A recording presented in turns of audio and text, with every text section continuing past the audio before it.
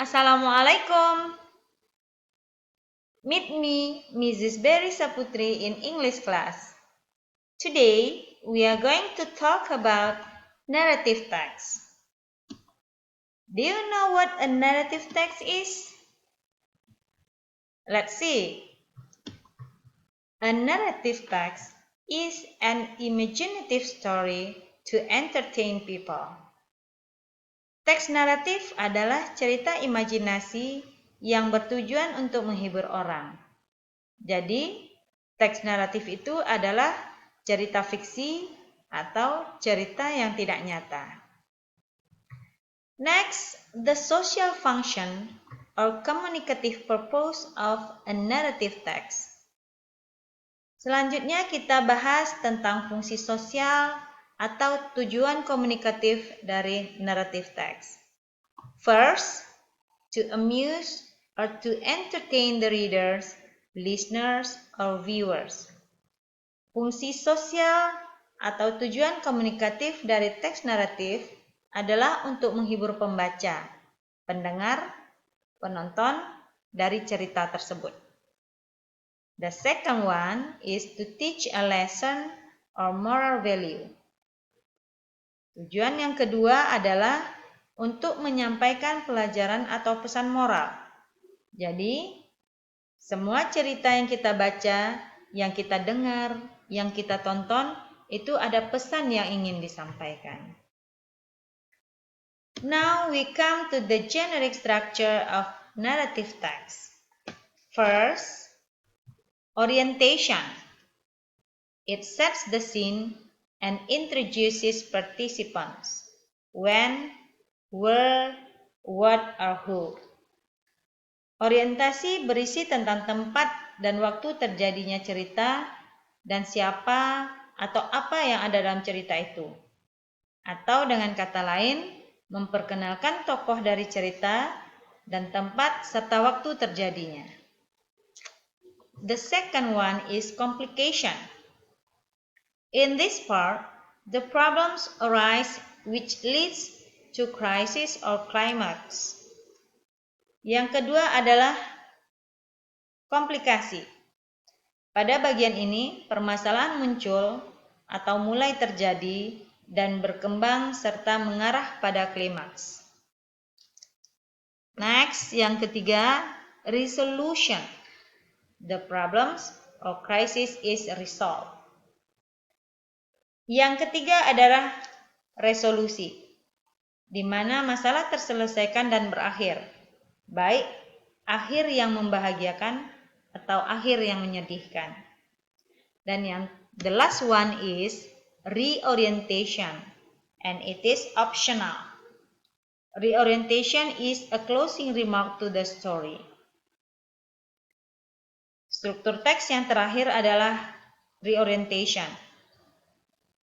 Reorientation berisi tentang pelajaran moral, saran atau pengajaran yang kita peroleh dari cerita yang kita baca, yang kita dengar, atau yang kita tonton. Tapi ingat ya, reorientation itu bersifat optional. Artinya, reorientation itu boleh ada dan boleh tidak ada di dalam suatu cerita narasi. Okay. Next, we will discuss about the language features of a narrative text. Selanjutnya kita bahas tentang unsur kebahasaan. Yang pertama, the first is the use of past tense. Ciri kebahasaan yang pertama adalah penggunaan past tense, yaitu kata kerja bentuk lampau seperti waited, drunk, slept, dan lain sebagainya. The second one is the use of adverb of time. Yang kedua yaitu penggunaan keterangan waktu. Misalnya, once upon a time, one day, one morning, dan lain sebagainya. The third one is the use of temporal conjunction. Selanjutnya adalah penggunaan kata hubung seperti then, soon, before, after, dan yang lainnya. Yang keempat is the characters of the story is specific. Karakter dalam cerita naratif itu adalah spesifik. Contohnya Malin Kundang, Sang Kuryang, Cinderella, dan lain sebagainya. The next is the use of adjective.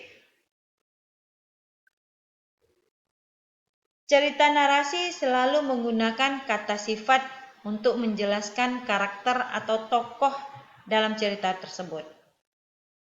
Misalnya beautiful, old, young, dan banyak lainnya. Next, the sixth one is the use of adverbs like happily, carefully, carelessly, and etc. And the last one is the use of direct and indirect speech. Contoh dari direct speech adalah maksudnya kalimat langsung di mana diucapkan langsung oleh orang yang mengalaminya. Misalnya, the woman asked, "Leave me alone." Artinya perempuan itu langsung mengucapkan dari mulutnya. Kemudian the next, indirect speech. Ini yang mungkin disampaikan oleh orang lain. The woman asked to leave her alone. Itu tadi ciri kebahasaan dari teks naratif. Okay, I have an example of a narrative text. It is about the legend of Malin Kundang. Let's analyze the generic structure of the story. Mari kita coba menganalisa tentang legenda Malin Kundang. Let's start with the first paragraph. A long time ago, in a small village near the beach in West Sumatra, lived a woman and her son, Malin Kundang. Malin Kundang and his mother had to live hard because his father had passed away when he was a baby.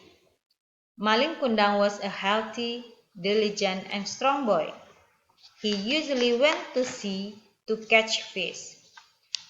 After getting fish, he would bring it to his mother or sell the caught fish in the town. Oke, paragraf pertama ini adalah orientation. Karena pada paragraf ini kita dikenalkan kepada tokohnya, tempat dan waktu kejadiannya.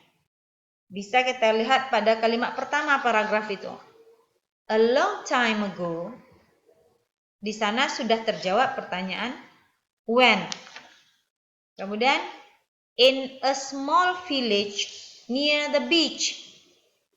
Di sebuah kampung kecil dekat pantai in West Sumatra. Ya, ini menjawab pertanyaan tentang where atau tempat. Kemudian lived a woman and her son Malin Kundang. Ini juga menjawab pertanyaan who. Jadi, paragraf pertama adalah orientation. Okay, let's come to the next paragraph. Paragraph 2 and paragraph 3. Paragraf 2 dan paragraf 3 adalah complication. Pada paragraf 2 dan 3, permasalahan mulai muncul di mana Malin Kundang membantu saudagar mengalahkan bajak laut dan dia diizinkan ikut berlayar dan meninggalkan ibunya sendiri. Kemudian dia menjadi kaya dan sombong serta tidak mengakui ibunya. Disitulah mulai muncul permasalahan dan mulai mengarah kepada klimaks. And the last paragraph is resolution.